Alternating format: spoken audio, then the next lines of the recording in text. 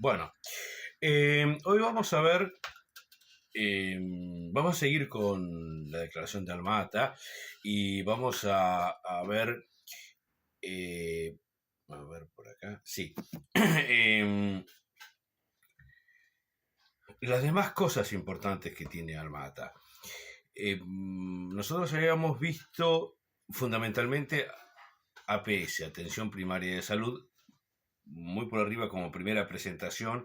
Habíamos dicho que la atención primaria de la salud era fundamentalmente prevención, era fundamentalmente anticiparse, pero anticiparse en el sentido de cambiar las condiciones de vida o de mejorar las condiciones de vida más que en los estudios preventivos, etcétera, etcétera. Creo que eso más o menos quedó claro.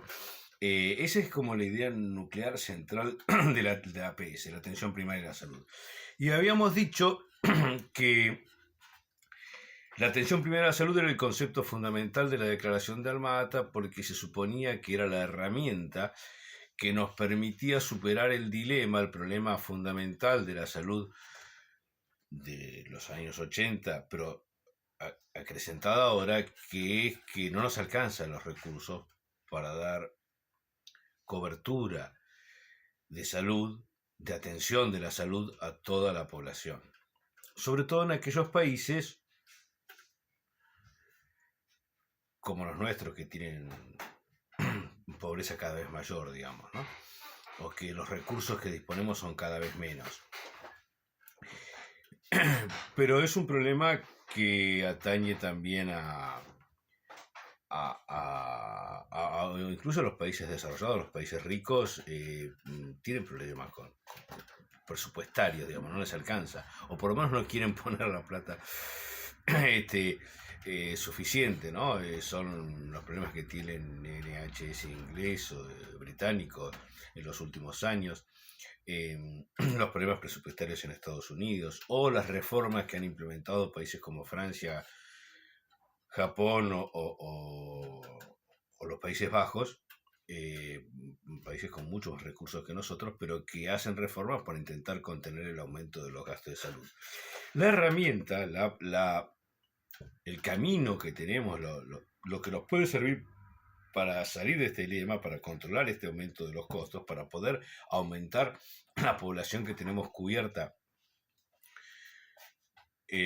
sin caer en una crisis económica, es la atención primaria de la salud. ¿Por qué? Bueno, porque la atención primaria se supone que es más barato que hacer atención secundaria.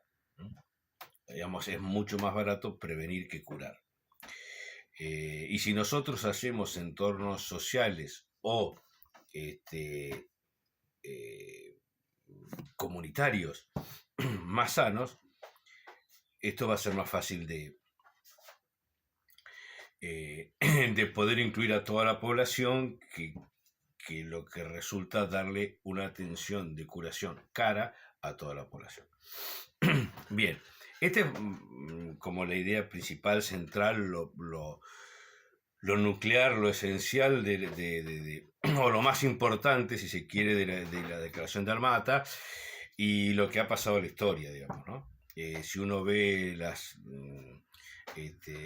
documentación del Ministerio de Salud en Argentina inclusive, pero en todo el mundo siempre te dicen, no, se aplican políticas de atención primaria de salud, ¿no?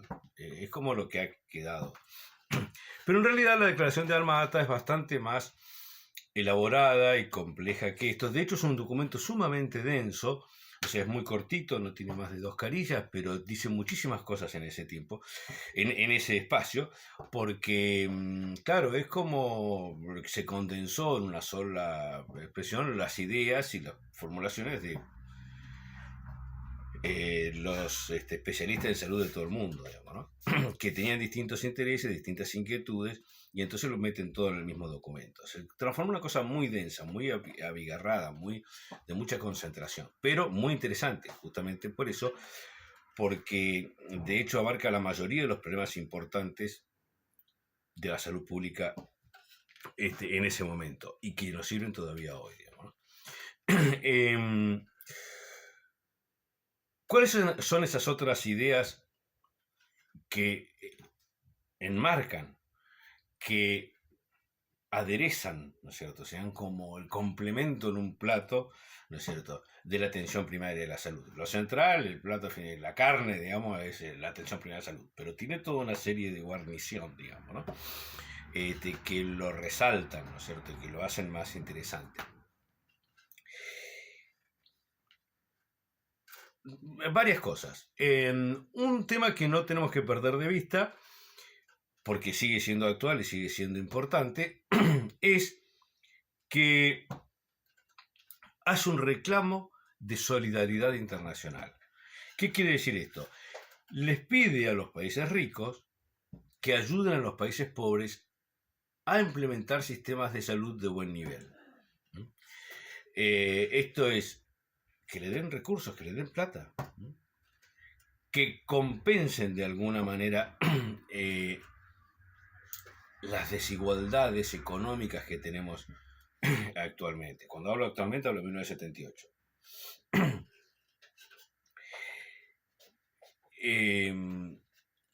Y esto fundamentado en que hay una responsabilidad histórica de los países ricos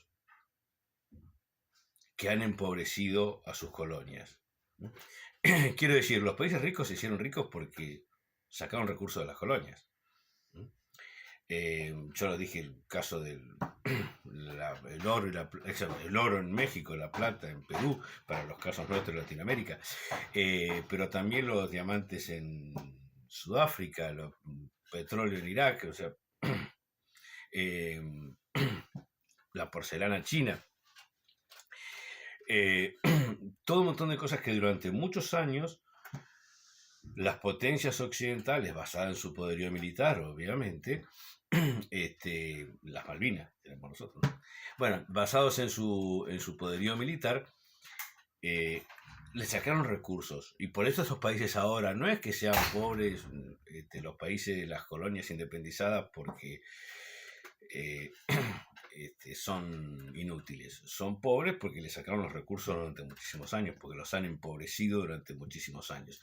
Esa era la idea. No digo que sea mi idea, digo que es la idea que está detrás de la declaración de Armata. Era lo que planteaban los políticos, los representantes de esos países pobres en esos años. Si esto es la realidad histórica o no, bueno, ya pasa por otro camino para la discusión de los historiadores, economistas, políticos, etcétera, que excede la salud pública. El planteo originalmente es ese. Está en cada uno si le parece eso razonable o no, etcétera. Pero bueno, esto es importante, pide solidaridad internacional, es decir, que ayuden a los países pobres, a los países muy pobres sobre todo, a generar sistemas de salud que les permitan mejorar la salud de su población. Básicamente estamos hablando de alimentación, agua potable, ¿no es cierto? Las cosas básicas que no había y que en muchos lugares del mundo todavía no hay, por lo menos en cantidad suficiente. Sistemas de inmunización, de vacunas, etc. Asistencia médica básica, las cosas básicas que necesitan en extrema pobreza para mejorar la salud de una población, de una comunidad, de una sociedad. Eso es uno de los puntos fundamentales que da pie. Sí, tenemos que aprovechar la prevención para mejorar, pero también los recursos necesitamos con la ayuda porque no tenemos nada. Bien. Ese es uno de los puntos. El segundo de los puntos, u otro de los puntos que también es muy interesante, es la declaración formal de que la salud es un derecho humano fundamental.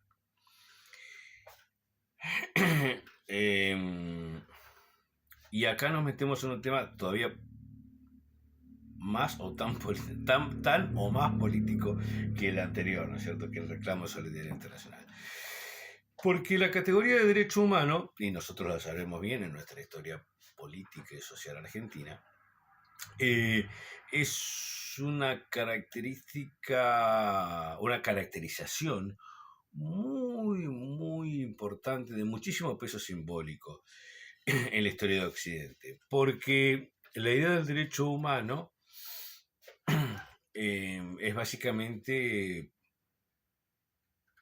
la idea principal del humanismo como corriente filosófica, histórica, política internacional, que hace su emergencia en la realidad, que llega a la realidad a través de la Revolución Francesa, por ejemplo, o de la independencia de Estados Unidos. Tanto la Revolución Francesa como la Constitución norteamericana ponen en el centro de su desarrollo político la idea de los derechos humanos o del derecho humano. ¿Qué significa? O sea, la idea de los derechos humanos o del derecho humano como representante de su idea principal, que es que el hombre es lo más importante que hay. Ustedes me van a decir, bueno, pero esto es más o menos obvio, el ser humano. Sí, pero eso no era la corriente histórica anterior. Históricamente había valores más importantes, básicamente religiosos, ¿no? O, por ejemplo, la monarquía, los reyes y los nobles eran de una categoría distinta que el resto de los seres humanos. Es como si dijéramos, tenemos algunos que sí son importantes y otros que no. La idea central que se discute en el humanismo como corriente de pensamiento que termina en el ámbito de la realidad como la Revolución Francesa o como la independencia norteamericana, pero la idea del pensamiento es que lo más importante de todo es el ser humano. Y por lo tanto lo tenemos que defender. O sea, cualquier agresión a un ser humano se considera un delito, aunque no esté legislado. Por eso es un derecho humano. Es algo que, básicamente, la idea de derecho humano es algo que no le podemos sacar a alguien nunca. Es algo a lo que tiene acceso, por eso es el derecho, siempre. Nada más que por el tema de ser humano. Básicamente, por ejemplo, la vida. La libertad de expresión, la libertad religiosa, la propiedad, te van a decir. Hay un montón de cosas que no les podemos sacar nunca a alguien, nada más que por el hecho de ser humano. No porque sea buena persona, no porque se lo haya ganado, no por mérito, es nada más que porque es humano. Si es humano, tiene esos derechos.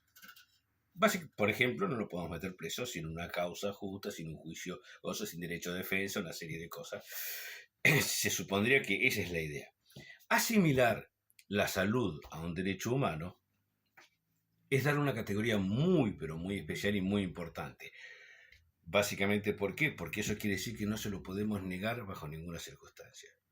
No es una excusa el que no tenga para pagar, por poner el caso.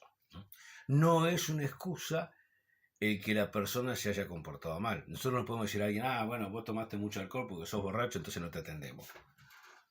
Es culpa tuya, responsabilidad tuya que te enfermas. No, vos te enfermaste, tenemos que cuidar. O en el tabaco, por ejemplo, ¿no? Nosotros no podemos decir, no, vos fumador, tenés cáncer, bueno, el problema tuyo. No, te lo tenés que pagar vos. No. Si es un derecho humano, el acceso a la salud, a la posibilidad de la salud, a los mejores recursos, no se lo podemos negar. Por eso es importante, porque de alguna manera hace un giro en la manera de entender el problema, cambia el problema, porque si es un derecho humano y no se lo podemos negar a nadie, el problema es cómo se lo financiamos. Pero le pasamos el problema a otro, al que tiene que conseguir los recursos, no a la persona que se enfermó o que tiene un problema de salud. No necesariamente que sea una enfermedad, no necesariamente que sea una patología que haya devenido, sino que puede ser congénito, hereditario, puede ser un montón de cosas, digamos. Hay un montón de circunstancias en esto. Pero en cualquier caso nosotros no se lo podemos negar con cualquier excusa. Sea por una cuestión de dónde vive, sea una cuestión de porque si tiene o no tiene plata, sea una cuestión de lo que haya hecho antes. No se lo podemos negar en ninguna circunstancia. La persona la tenemos que atender después. Por ejemplo, ¿no? A mí surgían las discusiones en algunos cursos, por ejemplo, yo antes tenía, materia la tenía no en primer año, sino en segundo y tercero, por ejemplo, en rayos, y ellos hacían práctica, y muchas veces hacían práctica los fines de semana y se encontraban con casos de delincuentes o gente que había cometido un delito y que aparecían en el hospital. Y ellos no querían hacerle las placas o les molestaba el hecho de que hubieran cometido un delito violento, armado, cosas por el estilo. Y bueno, yo les decía, mire, la persona la tiene que tratar igual. Después el hecho de que si tiene un castigo, bueno, va por otro lado, pero no en el ámbito sanitario. Nosotros no podemos atender distinto a una persona porque es honesta a otra porque es un delincuente. Esto es salud. Bien, está relacionado con esta idea, digamos, ese es el fundamento. Obviamente el tema del derecho humano tiene una connotación política muy importante en todo el mundo, porque es un tema crítico histórico, por ejemplo, los ingleses en sus colonias, Francia en sus colonias, en Argelia, en Vietnam, el caso de los holandeses en Sudáfrica o cosas por el estilo, o las violaciones, ahora las discusiones que hay con Gaza y Palestina, Israel y Palestina, etcétera, etcétera, son temas muy álgidos y críticos, no son neutros, pero sí es un tema que está planteado explícitamente. Consideramos la salud como un derecho humano fundamental. Como consecuencia de esto, una de las cuestiones es que no le podemos restringir este acceso por una cuestión de presupuesto. Es un tema básico y que está aclarado. No, miren, el tema de cómo conseguir presupuesto es un problema del Estado, es un problema de los gobiernos, no es un problema de los individuos. Vamos a volver sobre esto en un ratito porque es una de las características, una de las cosas que aclara muy claramente, valga la redundancia, muy fuertemente esta exposición.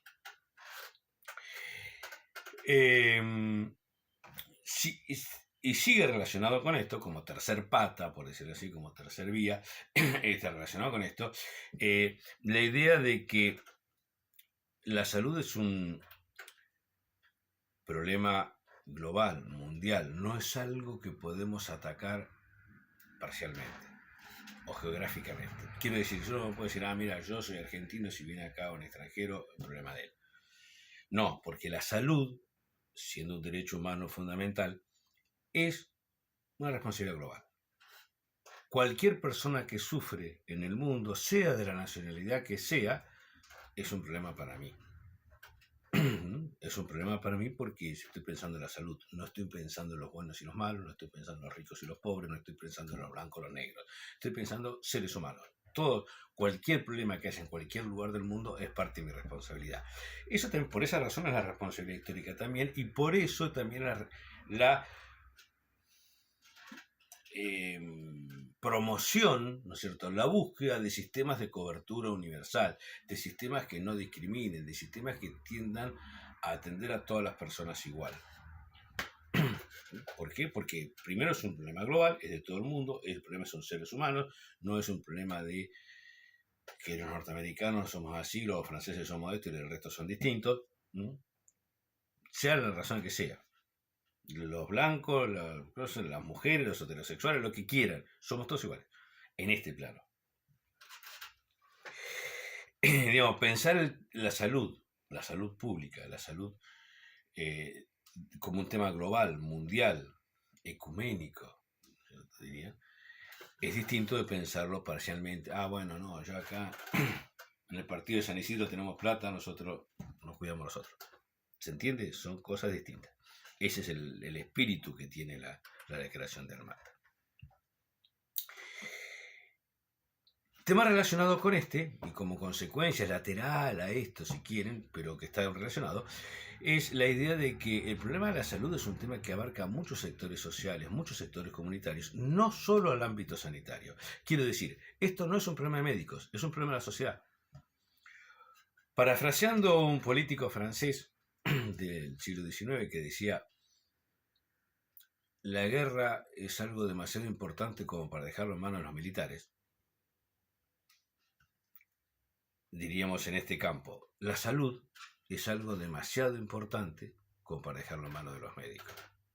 Esto es una decisión de toda la sociedad, porque abarca a toda la sociedad, porque todos los actores sociales se tienen que sentir cuidados, se tienen que sentir bien atendidos, se tienen que sentir respetados, aceptados dentro del problema de la salud o dentro de la atención sanitaria.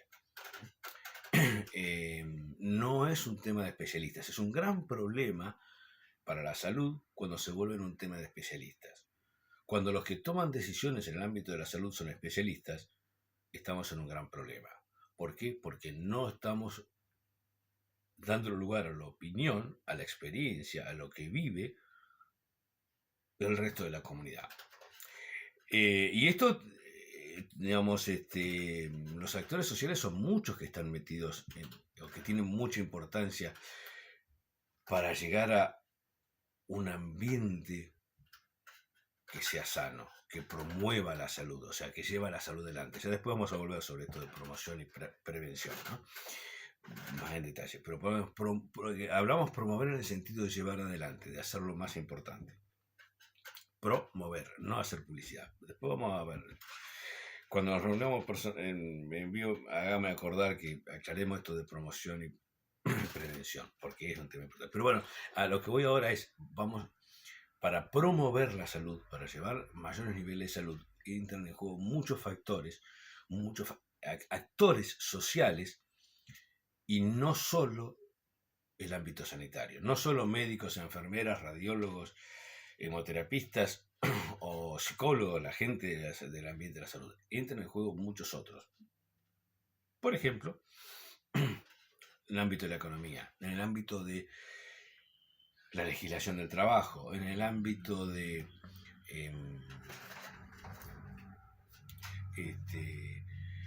la educación, ¿no es cierto? Por ejemplo, la manera en cómo se está reglamentado el trabajo tiene una influencia sobre la salud altísima. La manera en cómo el estilo de educación de una sociedad tiene consecuencias altísimas sobre la salud, ¿cierto? Altísimas. Porque si tuviéramos una educación mucho más relacionada con la salud, mejoraríamos los índices, mejoraríamos la calidad de salud de la población sin necesidad de tantos hospitales, de tantas clínicas, tantos estudios, tantas tomografías, tantos medicamentos. Bien.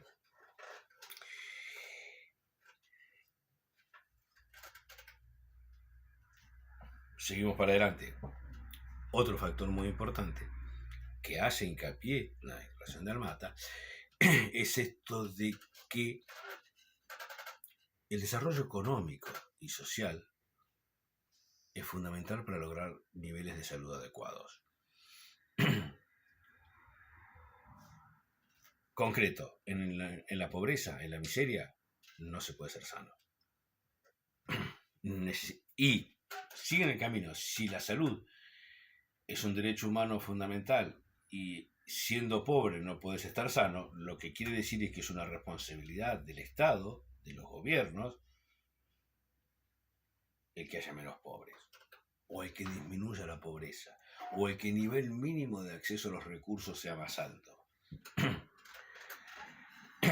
Estamos.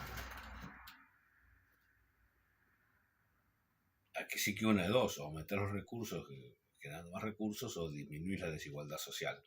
Y acá empezamos con el tema de por qué fue tan resistida la atención primaria de la salud. Porque una de las cuestiones fundamentales de la atención primaria de la salud, una de las cuestiones básicas, esenciales y hablada hasta el cansancio y que nos importa muchísimo, es que no tiene que haber miseria. Tenemos que lograr que toda la población tenga recursos mínimos para poder tener el mínimo de salud.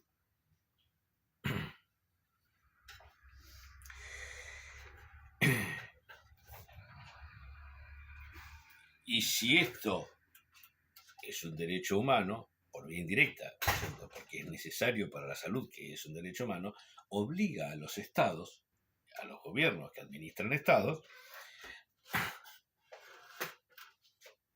a tener un piso, ¿no es cierto?, a preocuparse por conseguir un piso de recursos económicos para su población. Obviamente esto tiene consecuencias políticas muy claras, digamos, ¿no? Esto parece más bien un programa de estilo socialista que de estilo liberal. No 100%, no necesariamente, porque un liberal estricto va a decir, no, la libertad es para que todo el mundo tenga ingresos, digamos, ¿no? Me refiero a un John Stuart Mill, un Jeremy Bentham, un John Locke. Es más, los economistas como Adam Smith, más liberales, ¿no es cierto?, históricos, siempre promovían esto de los ingresos mínimos, o sea, que todo el mundo tenga derecho a ganarse la vida. Piensen que estaban hablando de una sociedad donde había mucha gente que no tenía acceso a algunas actividades porque estaban prohibidas para las personas que no eran de una extracción social. Bien. Pero digo, fíjense que esto tiene consecuencias políticas concretas, digamos, ¿no? Obliga a los estados en el mundo a tener cierta solidaridad y a tener una cierta preocupación para que haya recursos para toda su población. Y cuando me refiero a recursos no me refiero solo a medicamentos, tiene que haber recursos básicos para vivir. Esto es lo que vimos en el principio del problema de la salud pública cuando hablamos de las epidemias. Esto es, tiene que haber vivienda, tiene que haber comida, o sea, alimentación, porque alguien que está desnutrido se enferma, eso no cabe ninguna duda. Tiene que tener acceso a agua potable, tiene que poder tener una salida económica aceptable de sus residuos, tiene que vivir en un contorno que no esté contaminado, por poner el caso. Si nosotros vivimos en la ribera de un río que está contaminado, nos enfermamos. Si nosotros vivimos en una zona que tiene contaminación del aire o de la misma tierra, nos enfermamos. Disminuye nuestra salud. Y con esto llegamos... Acá un paréntesis, ¿no? Pongo el caso, ¿no?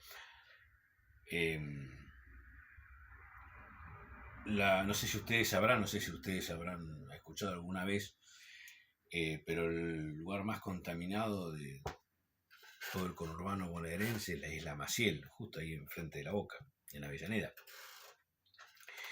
Los niveles de ¿por qué? Porque ahí están las plantas de petróleo, está de la Shell, está Química Estrella, hay 3 o 4 fábricas que largan un montón de contaminación por sus procesos industriales.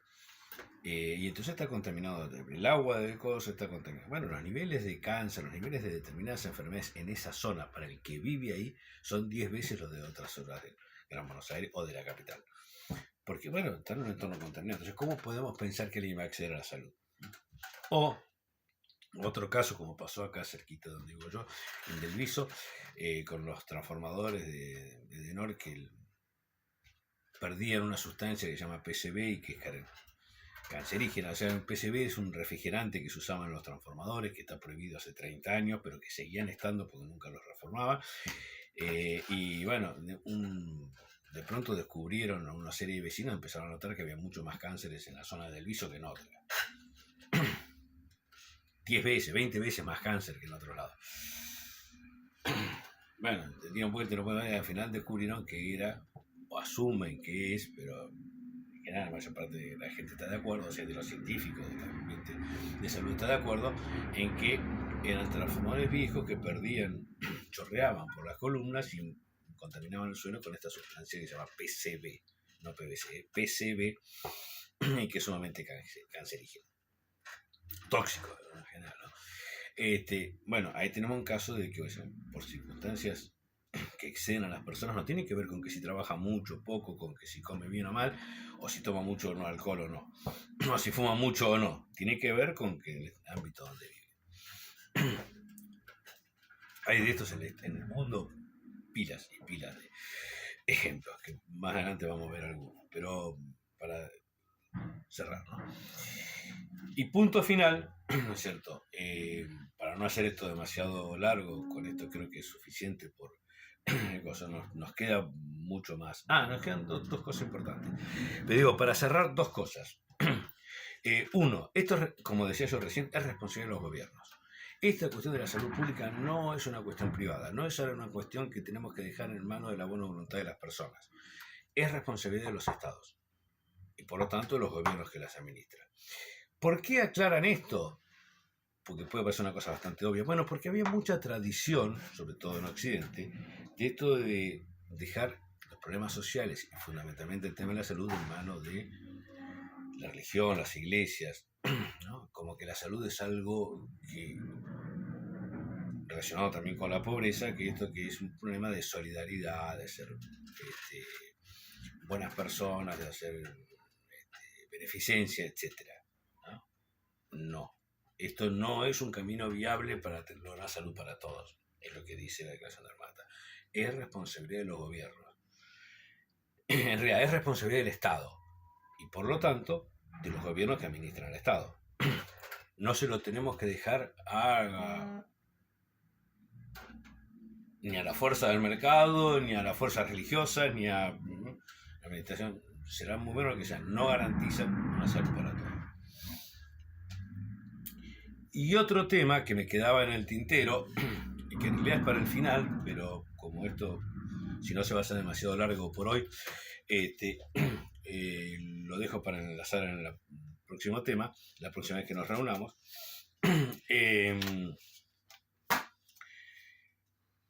Digo, tema final, es que la Declaración de Armata hace un llamado explícito y muy claro a disminuir la inversión en armas. Esto es, considera que está en contra de la salud cualquier gasto militar. Por dos razones, o quizás por más, pero dos importantes. Una, toda la plata que ponemos en armas no la ponemos en salud. Segunda, el principal responsable de los problemas de salud en el mundo son las armas. ¿Por qué? Directamente por la cantidad de heridos, muertos, etcétera, que hay en los enfrentamientos armados, e indirectamente porque la vía histórica para generar pobrezas en las colonias fueron las armas. Las armas posibilitan el dominio militar, que son la fuente de la desigualdad